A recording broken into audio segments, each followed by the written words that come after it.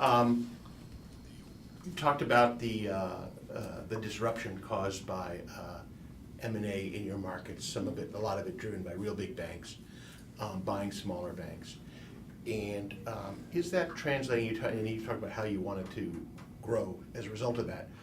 How are you seeing sort of the producers at those banks, a lot of whom, when you talk about they want to create efficiencies, they're just naturally going to be on the outside, and there are going to be some free agents in your market, who have long good careers, know the market, have a following of companies. Do you feel that you're well positioned to sort of benefit from them, to bring them into your fold?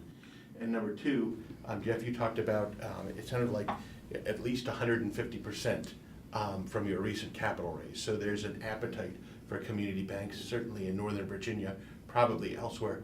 Do you see that as maybe when people look at that and look at that number, that might spur or at least create an attitude that there's an openness to de novo banking, say, in Northern Virginia, because someone's going to look at that and say, that's a lot of capital that was available, and you couldn't take it all. You didn't want to take it all. So, it's still floating out there. And maybe some of those producers who don't come into your bank or another bank are going to decide, instead of signing on at an existing bank, we'll go the de novo route. Do you see that potentially happening? Yeah, I definitely Virginia or see Philadelphia? Northern Virginia, DC metropolitan area. Sure. I see de novo activity picking up again. It's interesting. The cost to entry, though, the barrier to entry is different. In 2004, I opened Main Street with about, I think it was around 12.5 million of capital.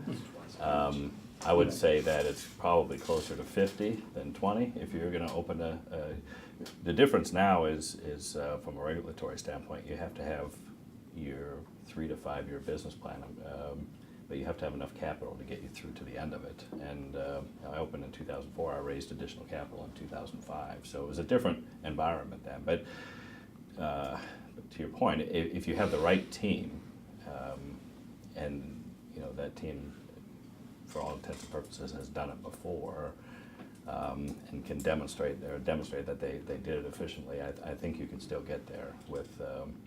I think right now there's a de novo spinning up in DC. I would imagine she's going to do real well. And but the other thing that's really, really interesting is at least in the DC market, which includes Maryland, DC, Northern Virginia. It's banking is a very, very incestuous community, and so within my company I have people who have been employed by I don't know how many different banks. I've never stopped to count. But so you're absolutely right. The first thing that happens when an acquisition or a merger is announced is sort of go to my key players. It's like, okay, who do you know there? Because there's probably 100% probability that somebody in my team has worked with somebody else in one of those other teams, and so then it's a matter of who gets to them first, and who gets to have a good conversation. You're always you're picking the winners, and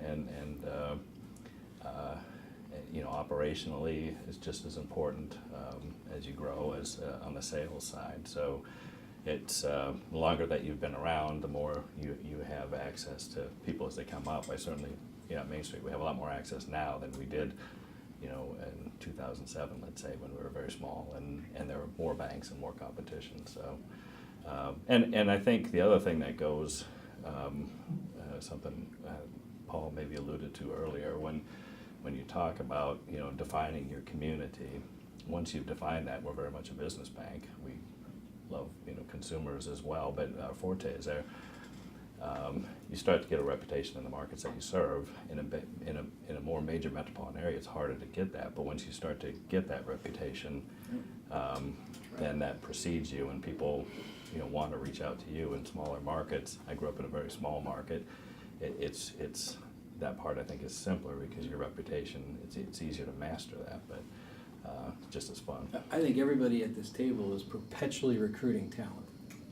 Like whether the bank's been merged or you're thinking, boy, they're going to go, I'm going to stay in touch with. You're always recruiting people that you think may be, I remember calling a guy, they were at the employee after announcement party in a bar, and I said, what are you gonna do? And he goes, I'll call you Monday. And that was, because I had been talking to him for a couple of 3 years. So, I mean, we're always on the hunt, because that's what drives our institution is the quality of the people. And we're gonna grow based on the quality of the people. And if you can't attract quality people based on your reputation, your market, or that, hey, I wanna get out of that large bank scenario, I wanna get back to my roots, that's what's gonna make your community bank successful, the quality of the people. John, I think the only limitation I see on de novo startup is I don't see people returning back to small towns to start de novo banks. And that's a very different trend than what we've seen in the past too. So I hope I'm wrong about that, but I think de novos are going to continue to pop up in highly populated areas. And the less the population, the less de novos you will see. And I think there's going to be a direct correlation. Some of that's because the startup costs, we've all raised money for banks, and then so 12.5 I think is what Jeff was talking about. Well, today would be 3 times that or so. But I think what's happened permanently is that the banks that exist in small towns, they're going to be there. Now somebody may come in and buy them, but I don't see de novos starting up like they used to in very small rural America. Talent is very difficult. I know a few of us were talking earlier before we started the presentation today. It's very, very difficult to hire talent. Right. And one of the things that I see occurring, and I'll just throw it open to the group here, is there's not a lot of millennials who are coming into banking. I use the term as it's not important to them, it doesn't interest them. I think there's going to be a huge void here between bankers our age, again at this table, and new talent coming in, which should be a little bit concerning. We did 3 mergers since 2016. We didn't inherit any talent. They were damaged institutions that we took over. What we ended up getting though is a low-cost deposit base, some loans, work through it. Our loan-to-deposit ratio is back up at 95%, which is good. So we survived through that, but I think at our bank we talk about talent once a week in terms of meeting individuals in restaurants and having these discussions. But it's very competitive, and I think it's going to only get worse in terms of trying to find lenders who are qualified to do the right thing. Don't you think that one of the reasons for some of the mergers is that as the talent in the Chicago area starts to get older and retires, there isn't somebody to come in, and so they sell the bank because there's nobody to take it over. When you have that many banks, you've got a lot of, older people that have said, who am I going to get? I'm going to sell it. There's nobody to come and run it. I mean, I agree with you. We have a vice president in our lending that was an assistant golf pro, that we've spent a ton of time educating, nurturing, and like you're doing so many unconventional things to, at the end of the day, hopefully have a productive lender that has the right skills, but they may not have come through school as a finance major. They've kind of worked a different route. I mean, I went through the credit department and worked my way that way, but that's not the way it happens now. Right, and to chime in on that, I know that I am on the younger side of this. I think a piece of this is the fact that when these millennials were graduating was in the midst of the financial crisis.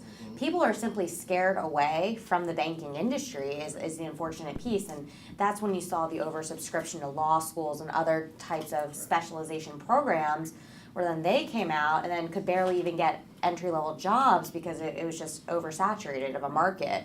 So then you started seeing this void of the banks, and then some of these schools teach you that unless you're an investment banker, right, you can't be in finance, and that there aren't other roles within the banking industry. So I think it even comes back to the education piece instead of what the bank comes down to and how what you're trained as.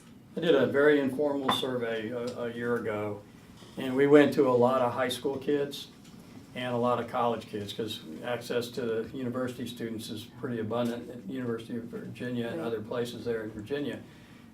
Not one said that they saw a career in banking. If you go to the high schools, not any even probably knew what that term meant. Then if you went and talked to some of the parents, the parents also don't see banking as a viable path, a career path. Now, if you sit down with the parents and you tell them what the average salary of a commercial lender is, Yep. they're like, are you kidding me? If you tell them what the average salary of a junior commercial lender is, they're like, where does my kid sign up? Okay, because it is amazing, and you take that we're aging out, long in tooth as I like to say, and then so some banks are going to lose their best talent. When the recession hit, I know the Charlottesville area, we lost about, I think it was 9 commercial bankers. You know, every bad recession, the 70s was the same way. People just get out of the, I don't want to do this anymore. So you lose that. So there's another group that's gone forever, that's never going to come back into banking. And then this new group didn't even consider this as an option. So I think we have some education to do on some of these programs and make sure that the generation, and I've lost track whether it's Gen Y, the millennials, et cetera, that they understand what we do and that they can have a successful life, a work life, and they can learn a lot of stuff. The other thing that the parents and the young adults and the kids, and we have a young advisory group ages 32 to 41, they just sit and we educate them about banking. The neatest thing about being a commercial lender, I found, was that you learn a lot of stuff about how a lot of businesses run.